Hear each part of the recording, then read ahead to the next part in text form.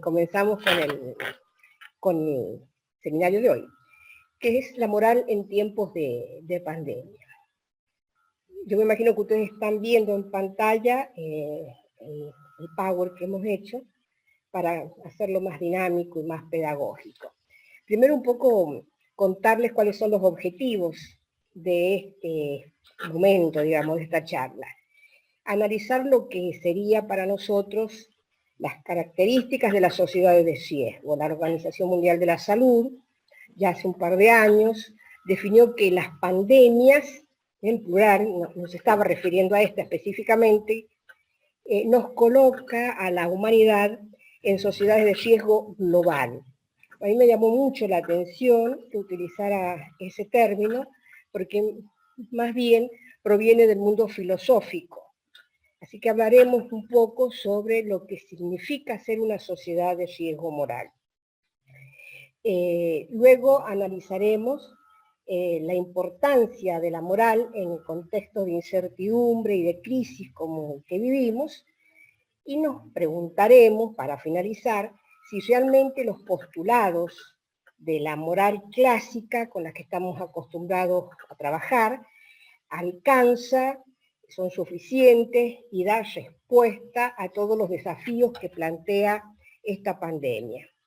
Mil disculpas, yo no me he presentado, pero me imagino que la mayoría me conoce. Bueno, mi nombre es Miriam Andújar, de Zamora, soy de la casa, egresada de esta universidad y llevo más de 35 años en la docencia y en distintos cargos que he tenido el honor de tener acá en la universidad. Me he especializado en ética, en moral, soy profesora de estas materias y en bioética. Así que trabajo también con el padre José Juan García. Bueno, dicho esto, vamos al desarrollo. Para analizar el tema, yo les propongo tres partes. Hablaremos de una introducción, un poco ahí voy a contar por qué surge esto, después definiremos y analizaremos las características de la sociedad de riesgo, que se supone que es lo que estamos viviendo, y luego veremos la moral en estos contextos. Empezamos con la introducción. Creo que en general, dada la prisa con la que vivimos, no somos muy propensos en la actualidad a parar y a reflexionar. Personalmente creo que el COVID-19 ha sido un parate en la vida de toda la humanidad y nos ha obligado a reflexionar, a hacernos algunas preguntas. En realidad, el contenido de estas preguntas, si uno se pone a analizar, son morales. Por eso es que le hemos dado en llamar a este webinar la moral en estos contextos. El COVID se ha cobrado muchas víctimas y lamentablemente todo indica que seguirá cobrándose víctimas, ¿no? Pero hay una víctima silenciosa que me parece que no hablamos suficientemente, que es nuestro sistema de seguridad. Un virus que no mide más de 140 nanómetros. Yo soy abogada, no soy médica, pero bueno, uno como está en estas cosas va leyendo. Siempre me ha llamado la atención que estamos hablando, lo mismo que con el HIV, me acuerdo en su momento, en la década del 80, de un virus que solo se puede apreciar o mirar por un microscopio electrónico. Un nanómetro equivale a la millonésima parte de 1 milímetro, así que estamos viendo o estamos hablando de algo invisible, y sin embargo ha puesto en jaque nuestro sistema de seguridades. Creo que también esto hace a la reflexión que tenemos que hacer. ¿Por qué a nuestras seguridades? Porque bueno, estábamos como muy confiados. Voy a pasar al otro punto para que poder ir graficando. Nosotros hemos partido, en el momento en que empieza el virus, de este momento donde como humanidad hemos confiado, a mi criterio, ilimitadamente, en demasía, del éxito de los avances científicos y tecnológicos, no siempre propensos a análisis éticos ni bioéticos. Ya se ha escrito mucho sobre esto, pero por allí basta recordar algunas frases, algunos conceptos. A veces, en algunos equipos de investigación afortunadamente creo yo los mínimos, se cree que lo único que importa es la ética de los fines. Si el fin es bueno, se legitima cualquier medio. Y eso es éticamente, moralmente complicado para las personas. Entonces, de repente, de esa confianza, de esa especie de endiosamiento de que la ciencia y los avances tecnológicos nos van a solucionar la vida, llegamos a fines del año pasado y el comienzo de este año con un virus que puso en jaque todo esto. Porque de repente nos dimos cuenta de la fragilidad del ser humano, de las fragilidades y de la vulnerabilidad de las sociedades en general, un virus que todavía hay más cosas que desconocemos que de las que conocemos, de allí ese clima de incertidumbre en el que vivimos, que es el marco propicio para generar más vulnerabilidad, ¿no? Y a veces más miedo. Entonces nuestras seguridades se han puesto en jaque. Esto de la seguridad en jaque también ha hecho que vivamos en momentos donde se da estas crisis, estas incertidumbres, que requieren un mayor protagonismo de la ética. De repente todos nosotros nos hemos preguntado, me imagino yo, de 7 meses, algunas preguntas éticas nos habremos hecho. ¿Por qué nos pasa esto? ¿Por qué se enferma mi papá y no el vecino, que tiene una conducta a lo mejor no tan prudente como mi padre?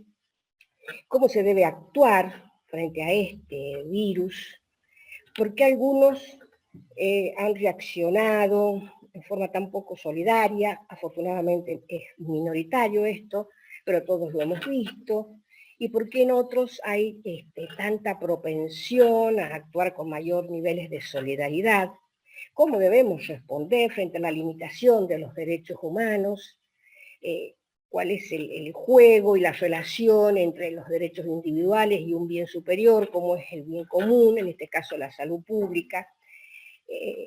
Y los clásicos dilemas bioéticos en el final de la vida. Es decir, el contenido de todo esto es, sin lugar a dudas, la reflexión moral. O sea que es inevitable.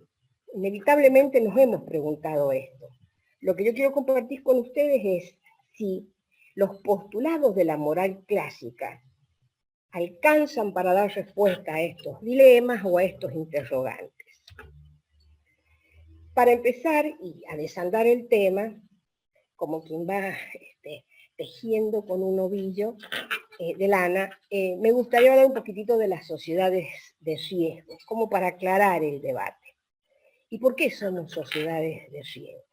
Lo primero que habría que hacer es diferenciar qué es un riesgo y qué es peligro, porque son términos que suelen ir como asociados, como que por ahí los vemos como sinónimos y no es tan así.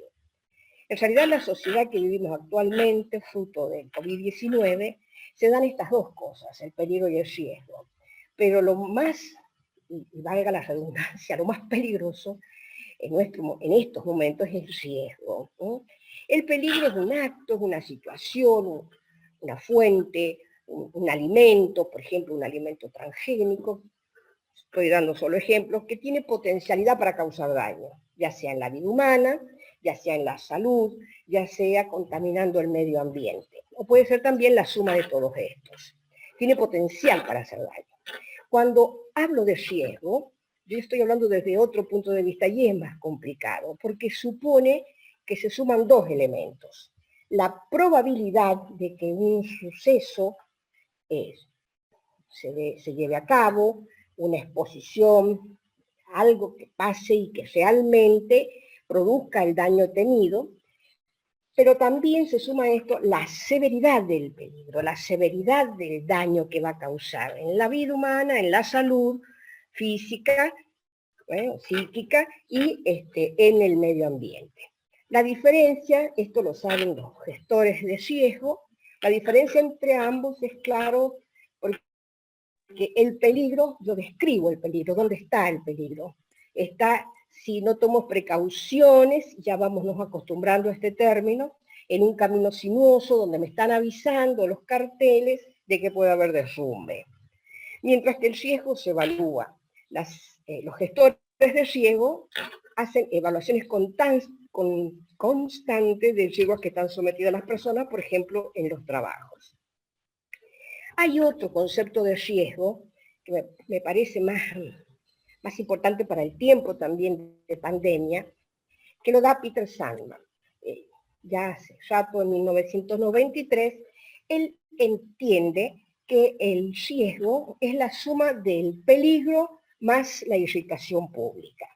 Ya no es solamente el concepto de peligro, sino que le suma este enojo de la sociedad o del público.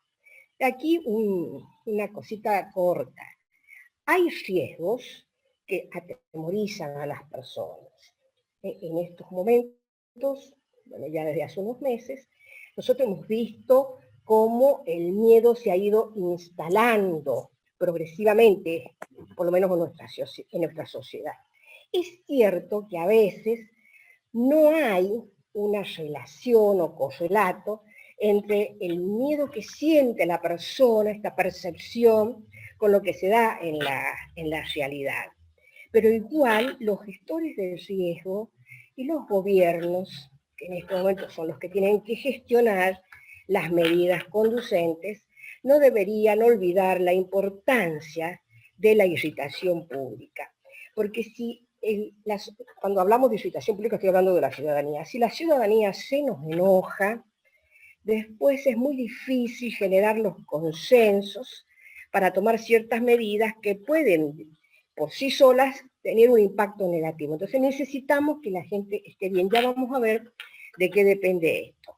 Entonces ese concepto de riesgo me gustaría que quedara claro. Es el peligro más el enojo de la sociedad. Bien. Ahora, como sociedades de riesgo, tendríamos que definir 2 o 3 cositas. ¿Cuáles son las características?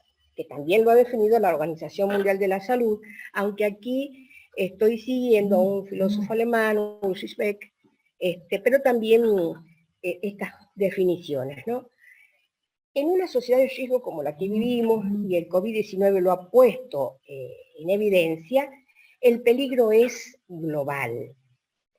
Esto quiere decir que ha traspasado países, continentes, océanos. Este hecho, que es conocido por todos, porque los medios han dado debida cuenta de esto, también nos ha hecho tomar mayor conciencia de la vulnerabilidad que tenemos como sociedad.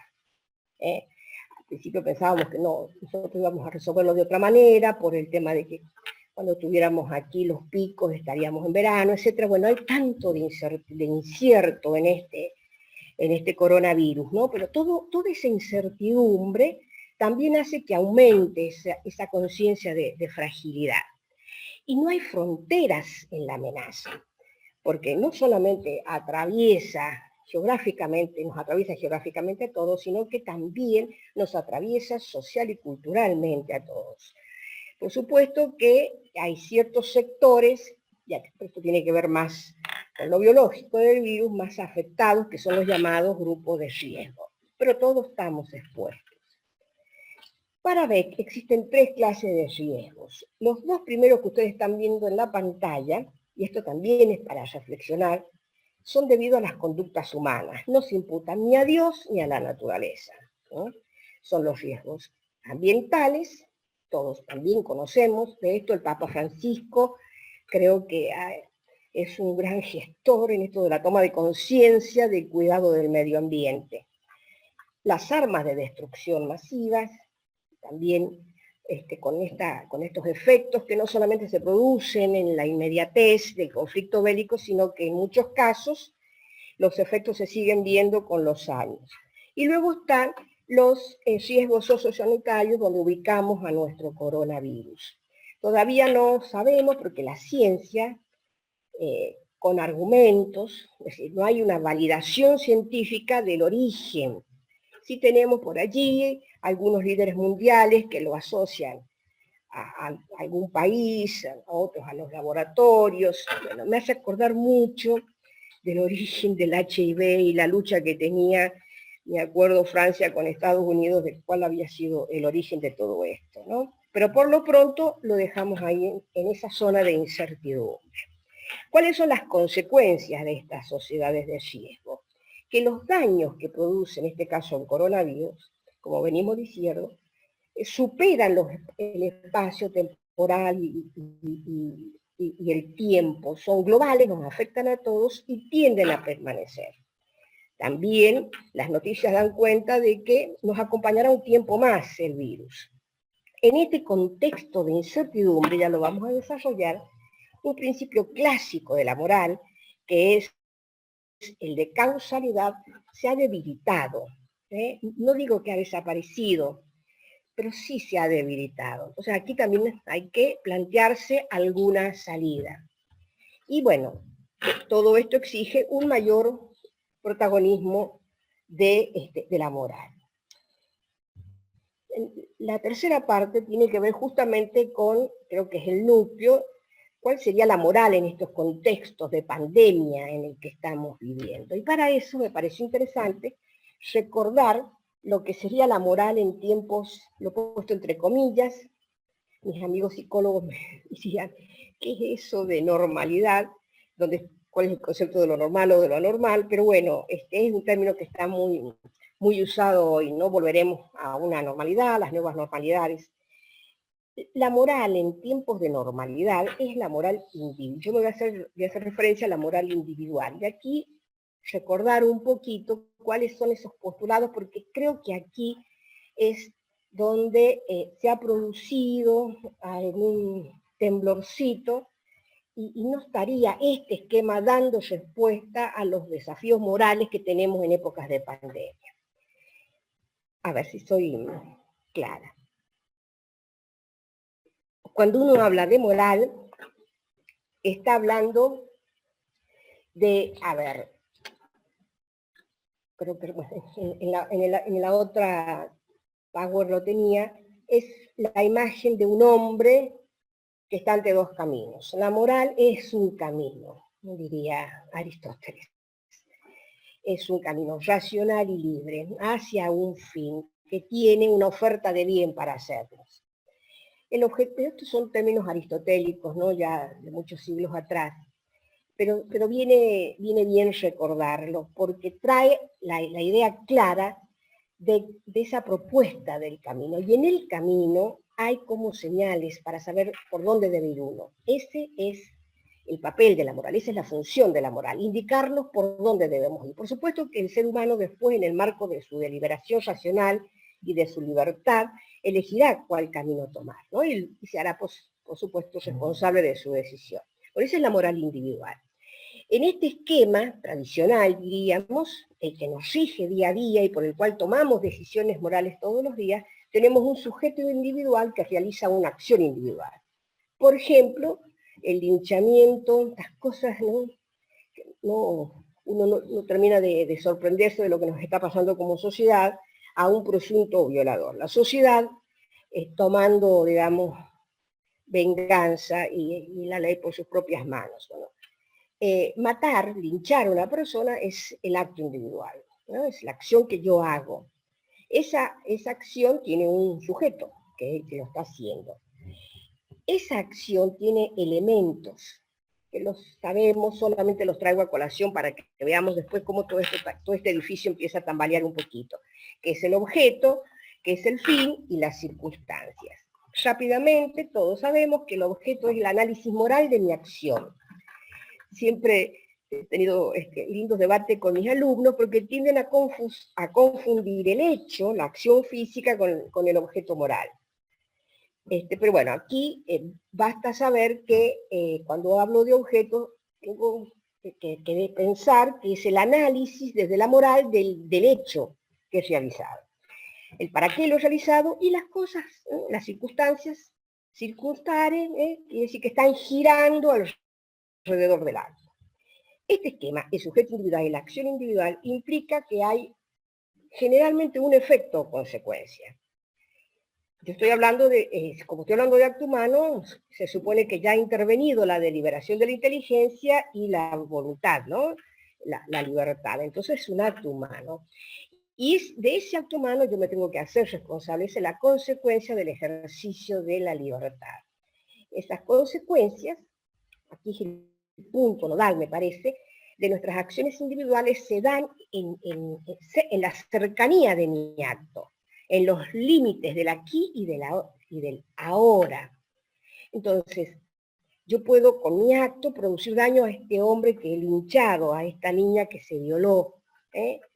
¿Quiénes tienen derecho a reclamarme algo desde lo moral, estoy hablando, no desde lo jurídico, por mis acciones libres? Los que tienen trato conmigo y están en la inmediatez del acto y bueno, mi acción les ha causado algún daño. Esto, dicho así rápidamente, es el esquema clásico por el cual nos regimos los humanos a la hora de decidir y hacernos responsables de nuestros actos. Ahora, todo esto hay que repensarlo en las sociedades de riesgo. Ya las hemos definido y las hemos caracterizado. Aquí voy a traer dos dimensiones o dos características. En las sociedades de riesgo no hay un actor individual identificado. ¿Quién es el responsable? Primero, el contagio cero, a quien atribuirle las miles y miles de muertes y millones de contagios que hay en el mundo. Hay una acción individual. La característica de las sociedades de riesgo es que es la misma sociedad la que se autoinflige el daño. Esto es para hablar largo y tendido en otros debates. Es decir, que hay un actor colectivo y hay una acción colectiva. Los efectos, y esta es otra característica interesante de la sociedad de riesgo, de estas acciones individuales tienen unos nuevos escenarios. En general, estas acciones producen daños severos que no se agotan en la inmediatez del acto y que tienden a proyectarse hacia el futuro. Por eso es que en realidad tenemos que repensar algunos paradigmas éticos que estén más orientados hacia el futuro, donde se pueden realmente producir impactos fuertes. Por ejemplo, la deforestación, los incendios, no solamente en la Amazonia, sino aquí en la Argentina, lo que va a significar todo esto para el medio ambiente, todo lo que es el cambio climático, el uso irracional de las aguas, etcétera, si bien ya está impactando en nosotros, pero con seguridad, y esto los estudiosos de estos temas lo pueden asegurar o lo pueden comprobar, el mayor impacto lo van a tener las generaciones futuras, las generaciones venideras. Es decir, que hace falta un nuevo axioma, si se quiere, moral, para poder hacer frente a estos nuevos escenarios. Aparece así un paradigma que tuve la oportunidad de conocer en mi maestría en ética biomédica, especialicé en la UCA y después pude compartir varias veces con mis amigos de la sociedad israelita porque quien promueve esto es un filósofo alemán de confesión judía, Hans Jonas, que les recomiendo leer su libro La ética de la responsabilidad. Realmente, si bien tiene por ahí una mirada un poco catastrófica y pesimista, pero también hay que entender el momento y desde dónde escribe esto, que ya lo diremos.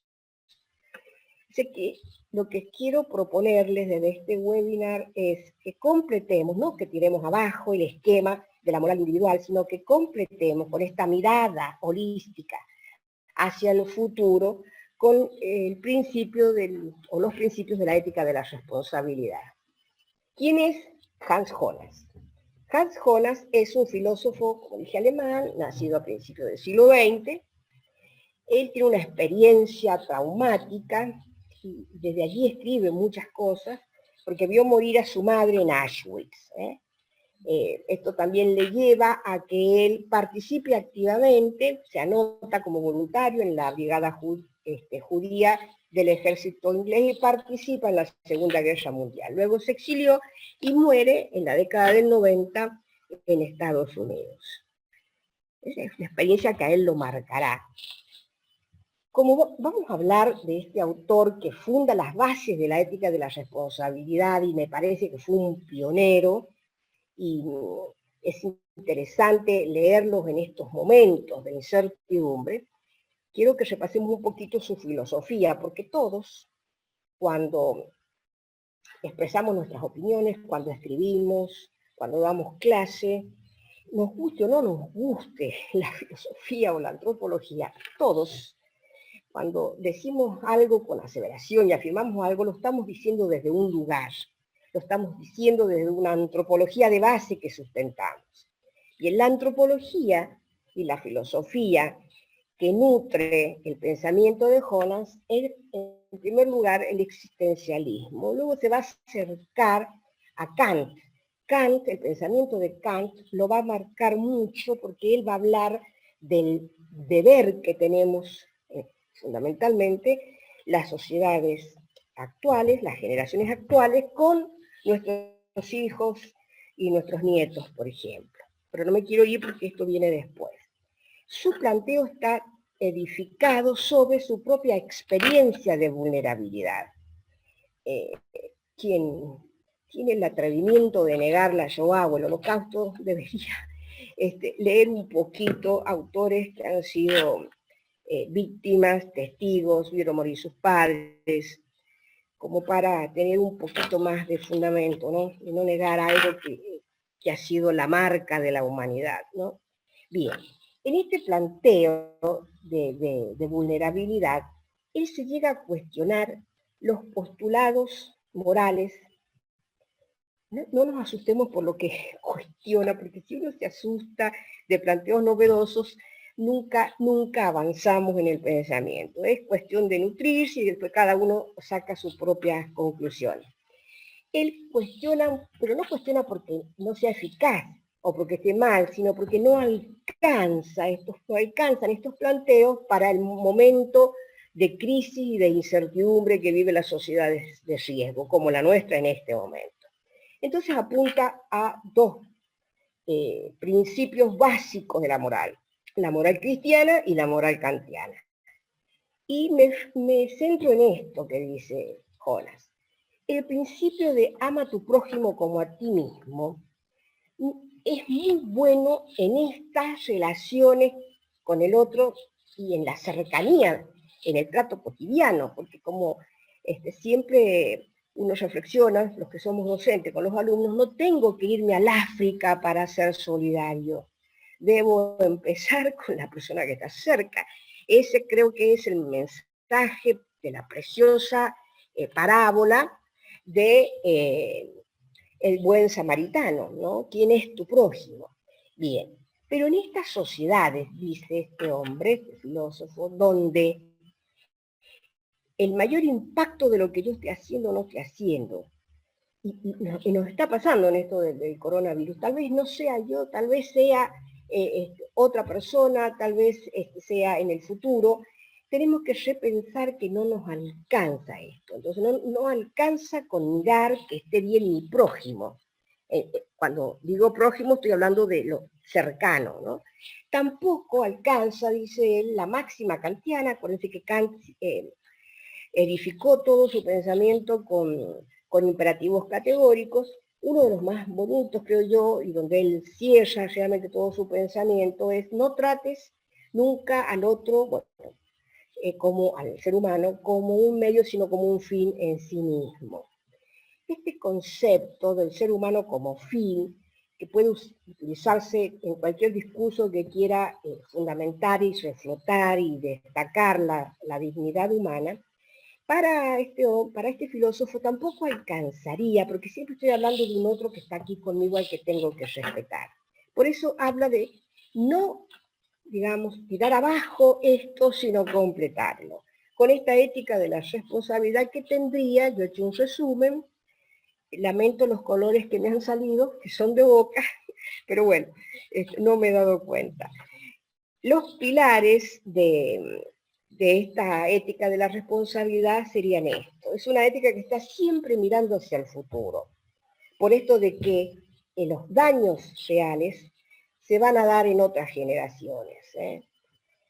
Es muy importante para la ética de la responsabilidad promover lo que llama Jonas la ciencia de la predicción hipotética. Es decir, es un término complejo, no es fácil por ahí leer este alemán, pero es muy rico en sus conceptos. Es la representación mental que podemos hacer nosotros, por ejemplo. ¿Qué pasaría si nosotros seguimos, digamos, con esta acción de depredación del medio ambiente? ¿Qué mundo le vamos a dejar? ¿Qué casa, como dice el Papa, es la casa común que le vamos a dejar a las generaciones venideras? Entonces, representar lo que puede significar la desertificación, la falta de agua, el aumento del clima, ¿no? en grados. Entonces, esa representación mental nos tendría que llevar a tener cierta cautela, que es no pensar tanto en mi bien ahora y el bien de mi familia, cuando con ello estoy exponiendo el bien de las generaciones venideras. Les estoy resumiendo el pensamiento del filósofo. El otro pilar de su estructura de la ética de la responsabilidad es el respeto que tiene que haber a los efectos, y si tenemos que ser muy respetuosos del daño que estamos produciendo, del daño que se produce en una sociedad de riesgo, ¿no? Esto a menor escala, pero amerita que nos paremos aquí un segundo. Este cansancio del aislamiento, por ahí uno es como que ha perdido el foco de lo que puede pasar si yo realmente no cumplo las normas de aislamiento, del distanciamiento, del barbijo, etcétera, porque si bien hay gente que me dice, bueno, pero yo soy joven, bueno, pero tenés un papá, tenés una mamá, tenés un abuelo, es decir, estos lazos de, de ayuda que tiene que haber entre los humanos tienen que estar muy bien aceitados en estos momentos, ¿no? Y como corolario de esto surge la precaución, que es el enfoque o el criterio moral por excelencia de una sociedad de riesgo. Este principio, que está recogido en todos los tratados internacionales de cuidado del medio ambiente desde Río de Janeiro en adelante, exige en realidad las relaciones entre los estados. Por ejemplo, el problema que hubo entre Uruguay y Argentina con una papelera. Bueno, el principio de precaución diría, ante los daños que yo puedo causar en el futuro a los descendientes de mis hijos en Argentina, etcétera, habían algunas estrategias que hacer, eso lo dicen los tratados internacionales. Primero, desacelerar estas investigaciones que pueden causar estos daños.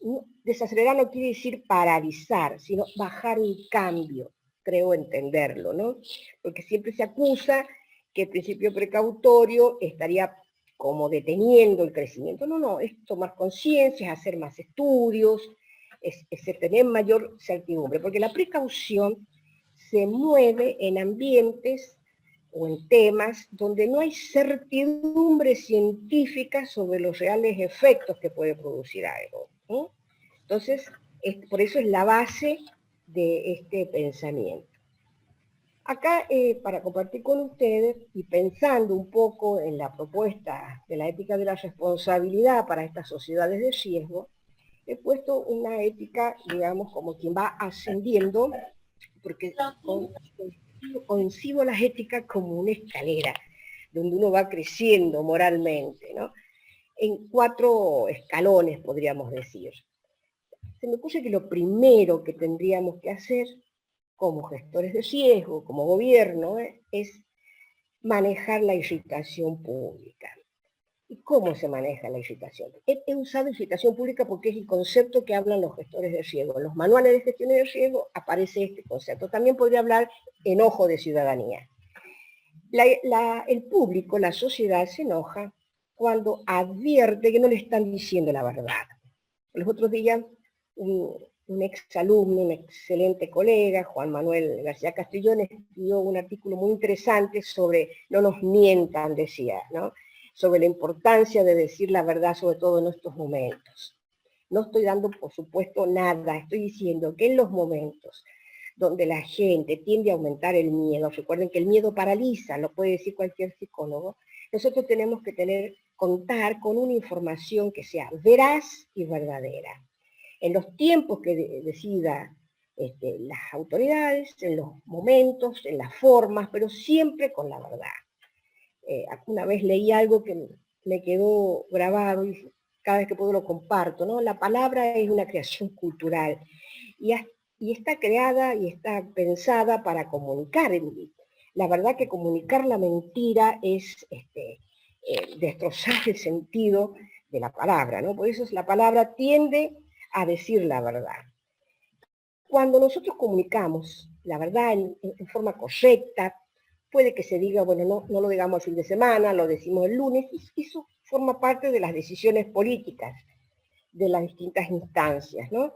De decisiones públicas. Pero lo que no puede pasar es que no se digan las cosas, ¿no? Esto genera confianza, y la confianza es la base para ir luchando contra estos miedos injustificados, por ejemplo, para apoyar medidas. La confianza, yo creo que el argentino ha demostrado confianza. Si no lo hubiéramos acatado en los primeros meses, como hemos acatado las normas que se nos decían desde el Poder Ejecutivo Nacional para hacer frente a la pandemia. Fruto de todo esto, la precaución de la que más o menos he hablado, y la solidaridad la precaución como estrategia moral, y la solidaridad como gran virtud, eje central en estas sociedades de riesgo. Hemos visto mucho de solidaridad, afortunadamente, en la sociedad civil.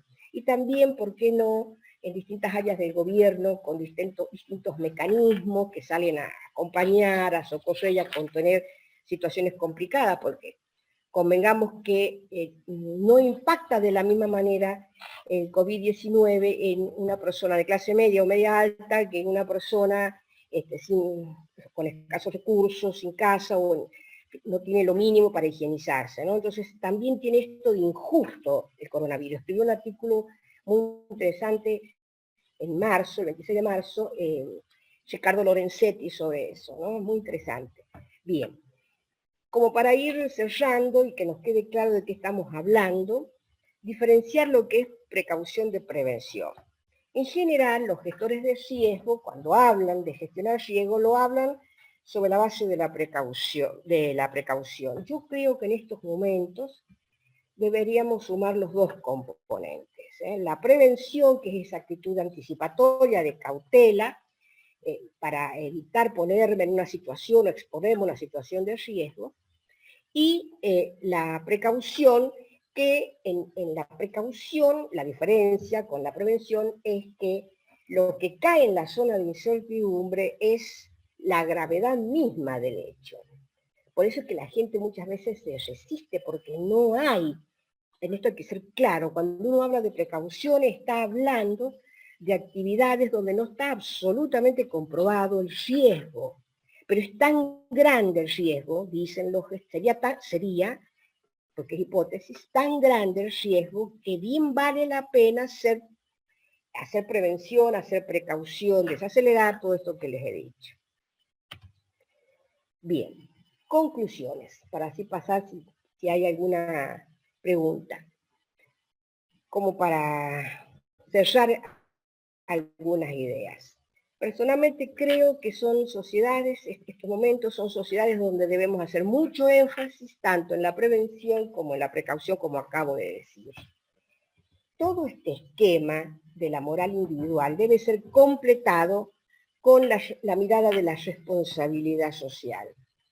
Ya no alcanza con, pues, y se ha insistido mucho, el mismo Papa ha insistido, no nos salvamos solo de esta pandemia. Importa mucho nuestro comportamiento individual en el sentido de cómo también ayudo al etos, a la sociedad, para que esto, ¿no es cierto?, la curva se vaya mesetando y todo lo que nos dicen los médicos, que yo como abogada por ahí me quedo un poco descolgada, ¿no?, descolocada. Entonces, la responsabilidad social para con las generaciones actuales para con el vecino, pero también para con otros, ¿no? Ahora, todo esto y toda esta respuesta tan contundente, sobre todo al principio, no quiero hacer, no tengo ninguna mirada política al respecto, ¿no? Diría, como dicen algunos periodistas, estoy describiendo hechos, los hechos son sagrados. Toda esta respuesta casi unánime de la sociedad a los mecanismos para protegernos y para esperar que el sistema sanitario estuviera en condiciones de responder a las urgencias, ha sido posible porque tenemos una educación de alguna manera que ha ido avanzando en esto de la educación emocional, en educación en valores. Estos temas, a veces uno no, somos tan negativos a veces para hacer análisis de nuestra propia realidad, que no hemos visto los avances que tenemos. La Ley Provincial de Educación, en la que tuve la suerte de participar en representación de la Universidad Católica, junto a los legisladores acá en la provincia, significó un avance rotundo frente a la ley nacional y frente a la anterior ley provincial, porque introduce todos estos principios y valores transversales a la educación. Yo por ahí veo la desazón que nos causa la evaluación de las pruebas de matemática y de lengua, y está bien que nos cause desolación esto, pero no sé si evaluamos convenientemente la importancia que tiene educar en valores a nuestros niños y a nuestros jóvenes. Porque el día de mañana, la matemática, por supuesto, y la lengua van a ser una herramienta para comunicarse, etcétera, para construir, bueno. Pero no me asegura a mí que yo voy a tener un ciudadano honesto, responsable, comprometido con la sociedad, si no tenemos muy aceptados estos valores, estos principios de la inteligencia emocional, inteligencia espiritual, hablan ya algunos, o estos valores ciudadanos, en mi época se hablaba de educación cívica, que hacen también a la formación integral de la persona. Con todos estos ejes en los que funda Jonas su principio, menos en de los valores puestos en la educación como consigna, porque esto más bien es un aporte que intentamos hacer nosotros, finaliza toda su obra con un llamado a un mayor compromiso social. Yo he cambiado porque él pone compromisos sociales con las generaciones venideras. Nosotros, en primer lugar, tenemos que tener un compromiso social muy fuerte con las poblaciones de riesgo, contra las personas más vulnerables, a las que más puede afectar el coronavirus. Y no bajar los brazos en estos lazos de solidaridad que durante 7 meses hemos ido construyendo afortunadamente. Mirando al futuro, y con esto cierro, una ética de la responsabilidad aquí apunta a que esto no nos vuelva a pasar. Son 3 imágenes que grafican una de ellas, Chernobyl, el accidente nuclear en Ucrania, 5.500.000 seres humanos afectados, todavía hay secuelas de la radiación. Esto es un típico ejemplo de una sociedad de riesgo donde todavía estamos viviendo los efectos colaterales, dirían algunos, de las acciones colectivas de los humanos. La contaminación ambiental, que es el otro gran problema que tenemos. Acá tenemos en China, en Linfen, la contaminación del aire, población afectada, 3 millones de personas. Y esto no es de ayer, es decir, él es segunda generación de una persona infectada. Y al lado el mapa que grafica cómo la pandemia traspasó todos los límites territoriales. Esto es lo que nos debe preocupar a nosotros ahora, cómo hacer frente a esta pandemia. Y cierro con una frase de la Organización Mundial, no una frase, sino un concepto de la Organización Mundial de la Salud, que lo dije al principio. Siempre se pensó que las sociedades de riesgo tenían que ver con el uso masivo de armas. Después se lo asimiló con la destrucción del medio ambiente y mucho ahí con el tema de las industrias, etc. Hay mucho escrito sobre eso. Pero la primera institución que puso en foco, si bien después ha cometido algunos errores y tiene algunas idas y venidas en este tema de la pandemia, pero fue la primera institución que puso el foco en esto. Las pandemias nos pone al borde de sociedades de riesgo global. Y para eso, esto lo agrego yo, me tomo el atrevimiento, total ellos no me van a escuchar, de proponer una ética que traspase, que complemente la ética individual, que se me ocurre que podríamos encontrar hay material suficiente en la ética de la responsabilidad. Bueno, muchísimas gracias. No sé si hay preguntas, Vivi.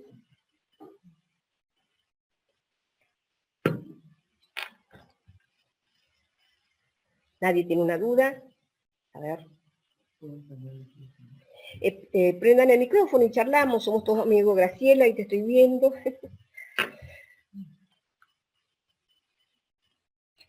Si alguien tiene, Viviana, alguna pregunta. Pueden pasar dos cosas. O no han entendido nada, o se entendió todo. Prefiero creer que, a ver, Horacio. Hay Alejandra también.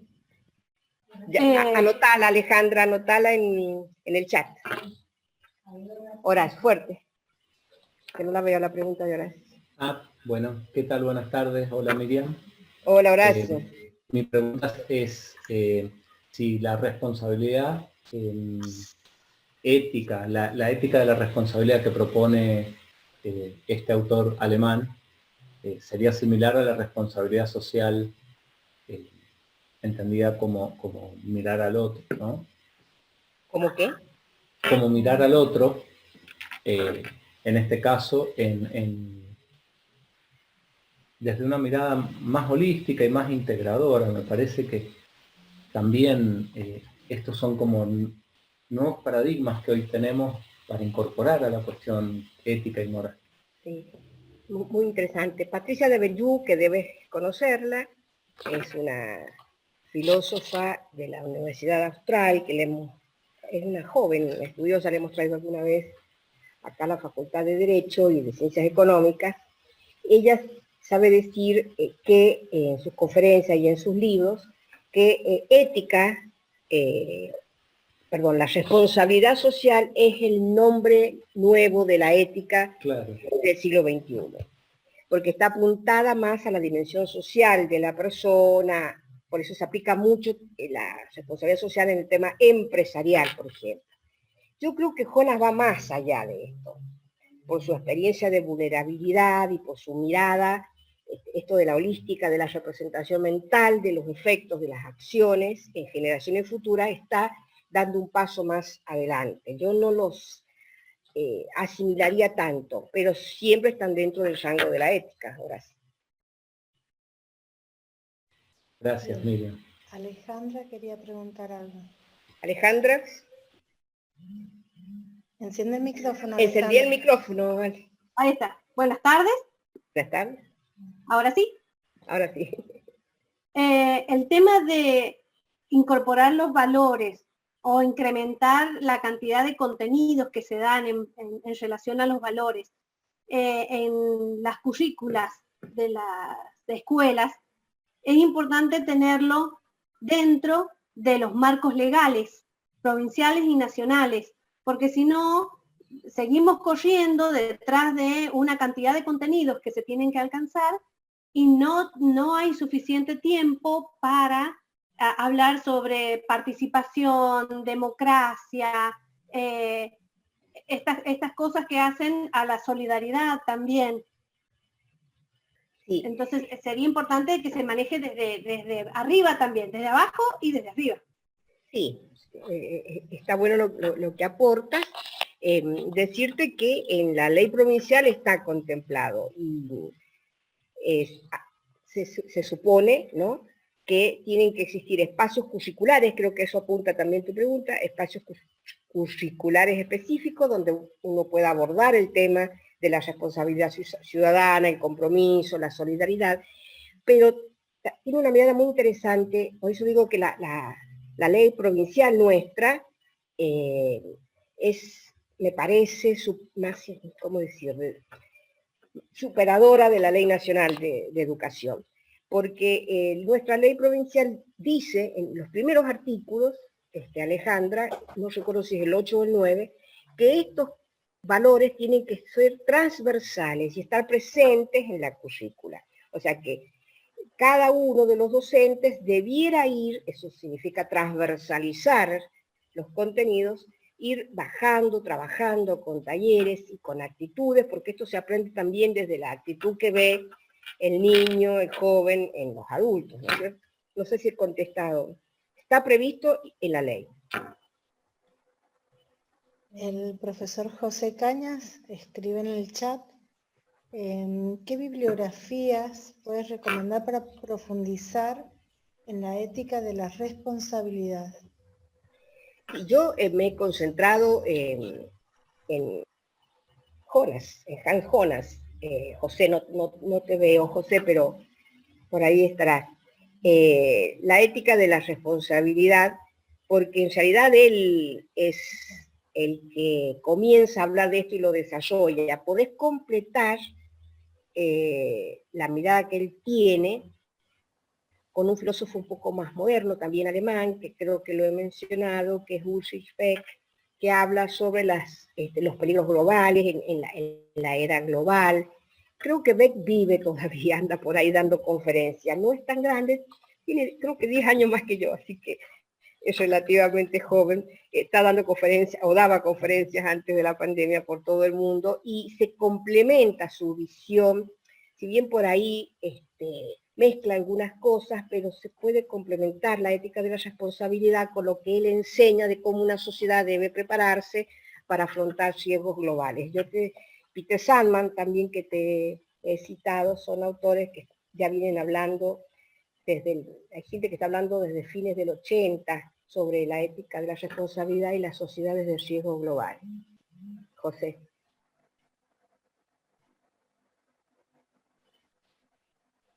No sé si alguien más.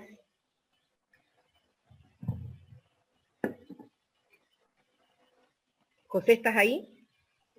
Sí, no sé si me escuchas ahora, no quería interrumpirte. Ahí sí. No sé Buenísimo. si he contestado lo que preguntabas. Sí, tendría que tomar nota porque al estar en alemán los autores es como que se me confunden y no dejo de separar esto que me acabas de decir con los autores personalistas, ¿no? Que toman bueno, Kant podríamos decir que fue como un antecedente del personalismo actual, es decir, con esto de que el tomar al hombre como un fin en sí mismo, no tomarlo como un medio, entonces no dejaba de separarlo de la formación de una ética personalista. No. Yo no soy filósofa, pero siempre he tenido una formación filosófica muy linda acá en la universidad y después en las carreras de especialización que he hecho. Y siempre he visto a Kant como una persona para rescatar en su pensamiento, con algunas cosas que, bueno, por ahí uno no está de acuerdo, tampoco tenemos por qué adherirnos a todo, pero creo que es importante rescatarlo y usarlo para el tema de la dignidad de la persona. Es muy importante cómo trabaja él desde otro lugar, y sobre todo cuando siempre le digo a mis alumnos que nosotros tenemos que prepararnos para un mundo que es plural y usar argumentos con el que salir a dialogar con los demás, ¿no? Porque si no nos quedamos encerrados 3 o 4 escuchándolos siempre lo mismo. Entonces, nuestra misión, que creo que es lo que hizo San Pablo, ¿no? Fue salir a hablar desde las categorías del otro también. Kant es un filósofo a rescatar, con todo lo que uno le puede observar a su pensamiento, ¿no? En algunas cosas complicadas. Pero sí lo podés usar para este personalismo ontológicamente fundado, de Mounier y todos ellos.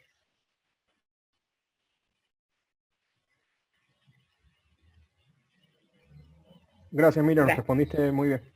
Bueno, gracias, José. ¿Qué imágenes estas, no? La verdad que no son para ver tan seguidas, ¿no? Y no reparamos nosotros en esto. Mauro, ahí te estoy viendo. A Somos todos mí, amigos, así que... sí, a mí se me desconectó y tuve que pasar un una pequeña fabia, porque tuve que reiniciar la computadora. Pero la verdad que muy interesante y muy desafiante, porque ante estas situaciones donde abarca toda la sociedad, lo que más cuesta, pienso yo, como ciudadano, como hombre de fe, es el trabajo en equipo. Y estas soluciones no pasan por lo individual. Voy a poner un ejemplo muy de fútbol. Si pasara por lo individual, con Messi, Argentina ya hubiese salido campeón. Pero el trabajo es en equipo y ahí está el desafío. La comunión de pensamiento, la comunión de solucionar algo. Sí, sí, es interesante esto, ya se ha escrito bastante sobre esto en época de pandemia. Creo que, bueno, yo tengo una mirada siempre propositiva de las cosas, ¿no? Yo creo que esto va a ser como un punto de inflexión para la humanidad y para la Argentina en especial, porque esto del concepto de no nos salvamos solo, hace 21 siglos que lo venimos escuchando los que somos cristianos.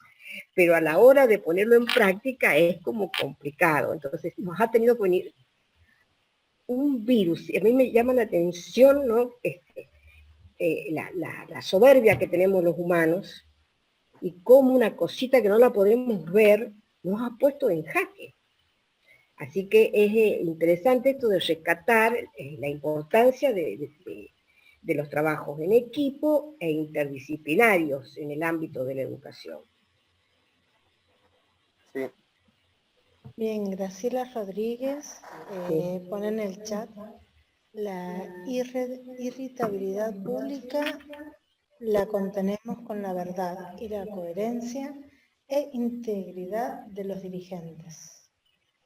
Muy bien, pero eso es una afirmación a la que suscribo totalmente, Graciela. Y hay mucha gente que lo logra, ¿eh? Hay mucha gente que lo logra.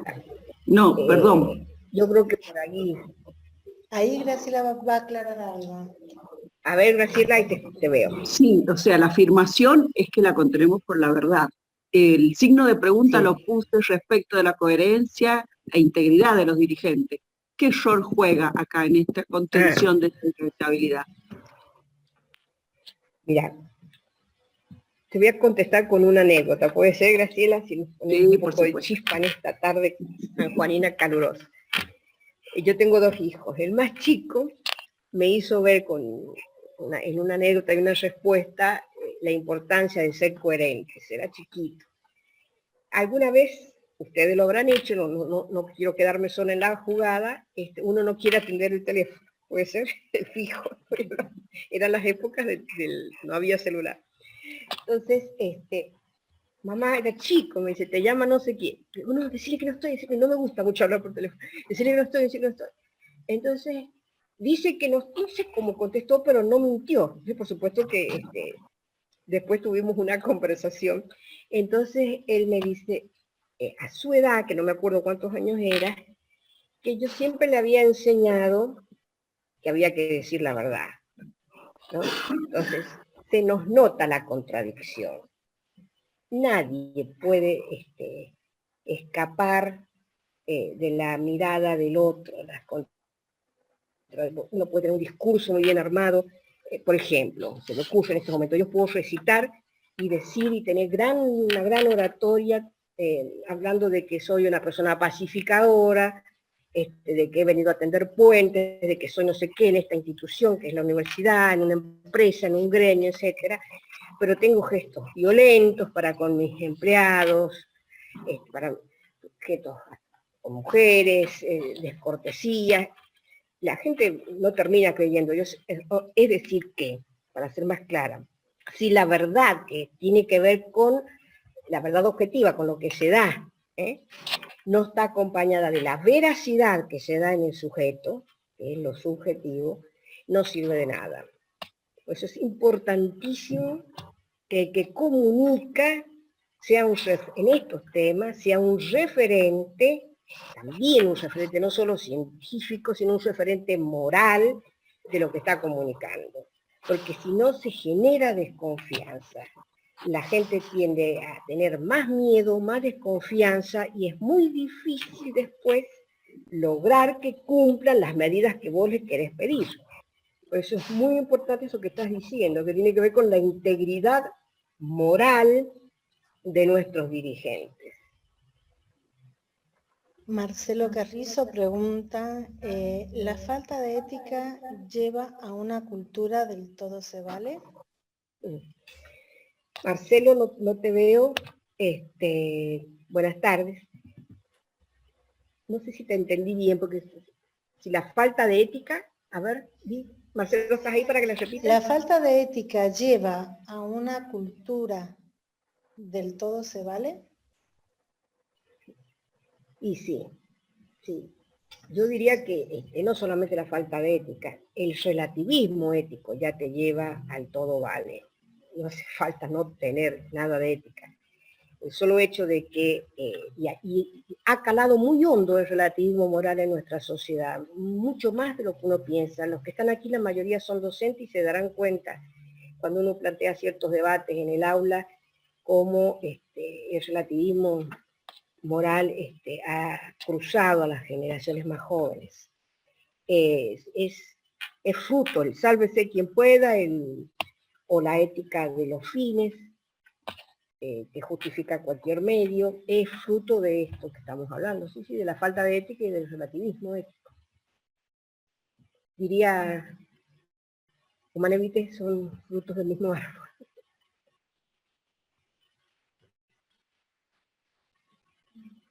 Nada más, así es.